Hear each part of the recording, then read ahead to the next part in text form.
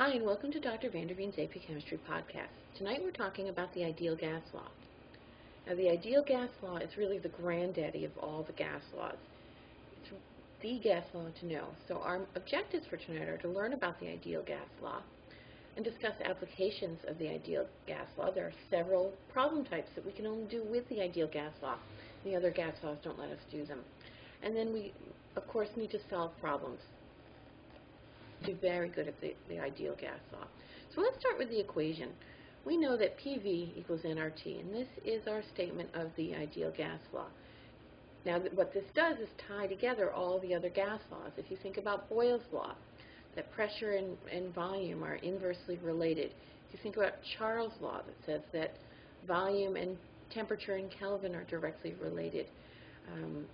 Guy-Lussac's law says that pressure and temperature are directly related. We know that pressure and volume are related to the number of moles directly. Right? And so what we're doing with the ideal gas law is putting all of this together. Now, if you're not familiar with the ideal gas law, we are introducing here the universal gas constant, which is called R. And R has a value of 0.0821 liters times atmospheres per mole per Kelvin. Now, I do point this out because what this means is that if you're working with the value of R that's on the green sheet for AP Chem, your volume must be in liters and your pressure must be in atmospheres. Now, if you've got different units of volume or pressure, you would need to convert them or use a different value of R. But this is the one that you're most likely to have access to, so I wouldn't worry about that too much. The other thing it points out is that your temperature does have to be in Kelvin. Of course, that's always true for all the gas laws, that your temperatures need to be in Kelvin in order for the relationships to hold up. Now, a lot of times when you're doing gas law problems, STP will be mentioned. We mean standard temperature and pressure. And this is so we can compare samples of gases at similar conditions, since their properties depend so much on the temperature and the pressure of the sample. Standard temperature is 0 degrees Celsius or the equivalent, and standard pressure is 1 atmosphere or the equivalent in other units. You do need to know this. A lot of problems will talk about STP, so make sure you know what this means. One thing that comes out of the ideal gas law, it allows us to calculate the molar volume of a gas. If we're at STP and we let the moles of a gas equal 1, right? If we're at STP, we know the temperature and we know the pressure. If we go ahead and calculate the volume, you'll see it comes out to very, very close numbers for a bunch of different gases. So here we have chlorine, carbon dioxide, ammonia, nitrogen, helium, hydrogen, and they all come out very similar in value. So what we're going to say is that the molar volume of a gas for an ideal gas is 22.4 liters. So we'll say it in words as well as the graph.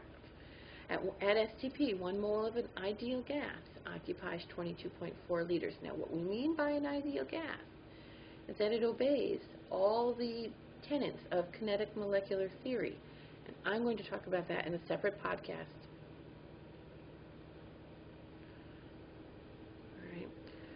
All right, but this 22.4 liters per mole is a very, very handy conversion. Now, I do need to say that there's one caveat. This is only true for gases at STP. This is not true for solutions. All right, and it's not true if you're not at standard conditions, so please be very careful about that. You don't want to do this for a molarity problem or something like that. It would be very foolish. All right, now, some of the different applications of the ideal gas law allow us to calculate gas density. Because the ideal gas law explicitly includes that the number of moles, we can do problems with the ideal gas law that the other gas laws don't allow us to do. One of those is gas density. Now, we know that density is mass over volume. We can rearrange the ideal gas law to show this. So if we start with PV equals nRT, well, we know that N is equal to the grams of the gas divided by its molar mass. So we can substitute this in and rearrange everything. So PV equals the grams over the molar mass times RT. right, well, we want grams and volume on the same side of the equation. So what I'm going to do is I'm going to multiply both sides by the molar mass.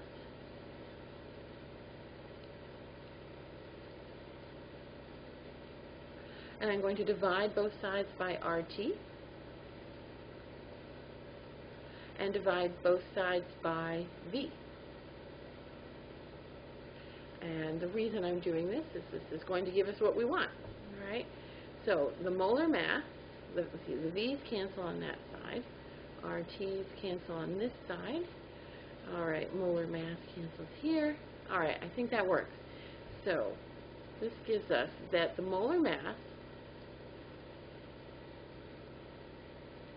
times the pressure divided by RT equals the grams of the gas over its volume, or in other words, the density.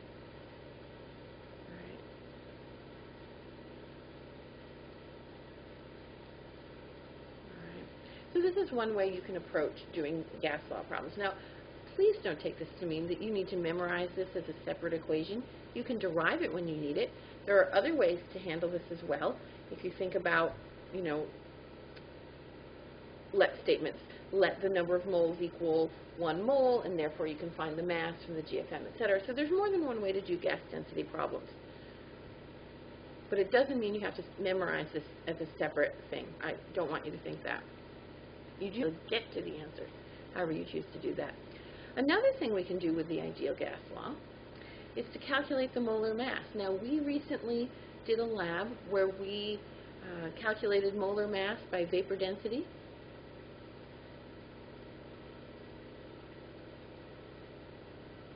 We didn't necessarily get great results, but we did learn how to carry this out, at least in principle. Again, we know that the number of moles equals the grams divided by the molar mass. We can, again, rearrange the ideal gas law so that when we're doing this lab and we have a vapor of some volatile liquid and recondense it, etc., we can get all the information that we need. So, since PV equals the grams over the molar mass times RT, all right, we want to isolate molar mass. So I'll multiply both sides by the molar mass.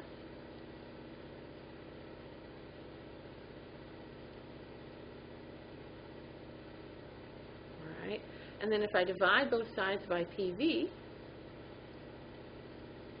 I think I can make this work.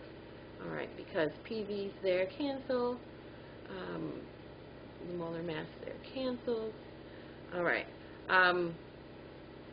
So let's see. So the molar mass equals the grams times the universal gas constant times the temperature divided by PV. So we can easily rearrange the ideal gas law to find what we want. This is the way I tend to approach problems. I like to rearrange the equation first before I substitute in. You're going to do it as you see fit.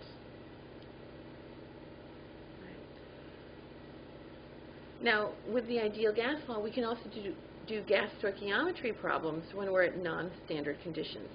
Again, with all of these things, there's more than one way to think about it, and that will lead you eventually to the correct answer. One way to do it is to do a factor label problem where you solve for the moles of whatever it is you need, right? And then you can use the ideal gas law to find the volume at those non-standard conditions. One way to think about it. So let's go ahead and do some ideal gas law problems. So in our first problem, 10.71 grams of octane, which has the chemical formula C8H18, combusts completely at 29 degrees Celsius and 1.12 atmosphere. Calculate the volume of carbon dioxide gas formed. Okay, well, this is a stoichiometry problem, and you'll notice we're not at STP. All right. But it is a stoichiometry problem, and that means the first thing we should do is write out a balanced equation. So C8H18 reacts with oxygen, because this is a combustion reaction, of a hydrocarbon, which means my products are CO2 and H2O. And if we start balancing it, we get 8 CO2s and 9 H2Os. But if I go ahead and count my oxygens, I have 25 oxygens. So I'm going to do a little trick. I don't know if your chemistry teacher taught you this or not. I always teach it to my students. We're going to use a fractional coefficient. And then what we'll do is multiply everything by 2 to get rid of the fraction, because we want to write this in standard form. And now we have a correctly balanced equation. All right, so we know that for every 2 moles of octane that react, 16 moles of CO2 form. All right, let's see. We also need a molar mass for CH18. And if I've calculated it correctly, its molar mass is 114.224 grams per mole. And we can also go ahead and take our temperature and put that in Kelvin, because we know we'll need to do that. So 29 plus 273, the Kelvin for us, and that comes out to 302 Kelvin. All right, so I think at this point we're ready to start doing this. We're going to start by doing first a factor label. All right, so I'm going to solve for moles of CO2 based on the 10.71 grams of octane that reacted. And of course we have our molar mass already, 114.224 grams of octane per 1 mole of octane. And we know that for every 2 moles of octane, that's 16 moles of CO2 form. And when I do my calculation out, I get an answer of 75.01 moles of CO2. But of course, this is at non-standard conditions, so we need to then use the ideal gas law to convert this into volume and find that volume that we need. So we know that PV equals nRT. If I rearrange this, the volume of the CO2 is equal to nRT over P. Now it's just a substitute and evaluate situation. So I have 75.01 moles of CO2. The universal gas constant is 0.0821 liters times atmospheres per mole per Kelvin times 302 Kelvin divided by 1.12 atmospheres. And I just need to get out my calculator and do that. And while I'm doing that, I notice that my pressure here has 3 sig figs, my temperature has 3 sig figs, so my answer needs to be recorded to 3 sig figs. So when I do this, I get an answer of 1,660 liters of carbon dioxide formed. That's a lot. From less than 11 grams of octane, I get 1,660 liters of CO2. Think about that carbon footprint there. All right, let's go on and look at another problem involving the ideal gas law. During an experiment, 3.55 times 10 to the minus third moles of dry hydrogen gas was collected in a 268 milliliter vessel at 23 degrees Celsius. Calculate the pressure of the dry hydrogen. All right, well, this is a very straightforward ideal gas law problem. All right, we're given moles. All right, we're given N. We're given the volume, but notice that the volume's in milliliters. All right, but if you look at the units for the the universal gas constant, it's got to be in liters. So this is 0.268 liters. Don't want to make those mistakes. You'll throw off all your units. All right, and we need to convert our Celsius temperature to Kelvin. So we'll add 273 to that, and we get a temperature of 296 Kelvin. All right, sounds good. And we are solving for pressure. That's our unknown. So when we go to the ideal gas law, PV equals nRT, I'm going to rearrange to solve for pressure. So nRT over V, we just have to substitute. All right, so we have the moles, 3.55 times 10 to the minus 3 moles, times the universal gas constant, 0.0821 liters times atmospheres per moles times per Kelvin. Temperature is 296 Kelvin. And the volume, was 0.268 liters. You'll notice when I've done this, moles cancel, liters cancel, kelvins cancel, leaving me with atmospheres. I want to pressure for my answer, so that is consistent. I get out my handy-dandy calculator and plug everything in. I notice I'm allowed 3 sig figs, so my answer becomes 0.322. Great. Let's go on and look at another problem involving the ideal gas law. There's so much we can do with it. We really need to practice these and be able to do a lot of different things with those. All right, let's determine the density of propane, C3H8, 28 degrees and 1.09 atmospheres. Again, we're starting with the ideal gas law, and we know that density is equal to the mass divided by the volume. All right, now there are several ways you can think about this. All right, you can rearrange the equation. So I think that's what we'll do, because that's what we did earlier in the podcast, so we'll stay consistent with that. The molar mass of C3H8 is 44.09 grams per mole. That's what I calculated. Let's see. So let's start with the ideal gas law. PV equals nRT earlier. So we know that the density is equal to the molar mass times the pressure over RT. Right, and you can review that and derive that yourself if you want to. All right, so I'm just going to plug my numbers in. That the molar mass is 44.09 grams per mole. The pressure was 1.09 atmospheres.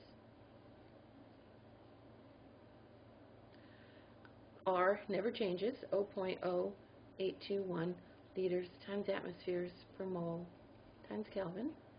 And of course, you know, I forgot to convert the temperature to Kelvin. 28 degrees Celsius. If I add 273 to that, it comes out to a temperature of 301 Kelvin. So we'll put that in.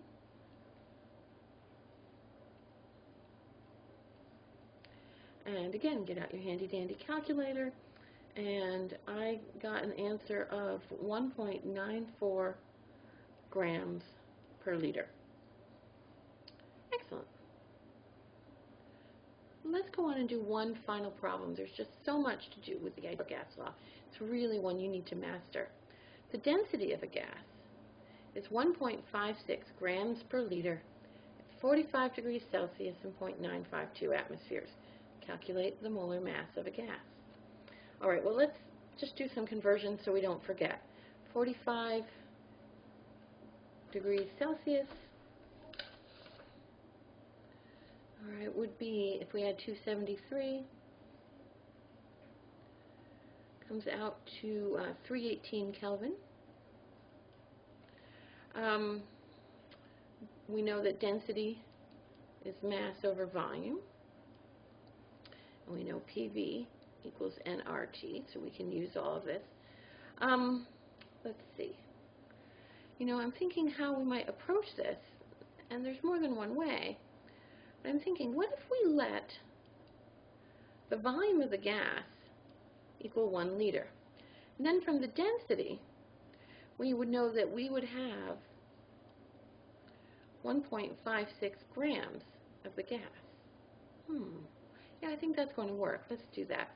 Now, we also know that the number of moles can be calculated by taking the grams of the gas and dividing by the molar mass.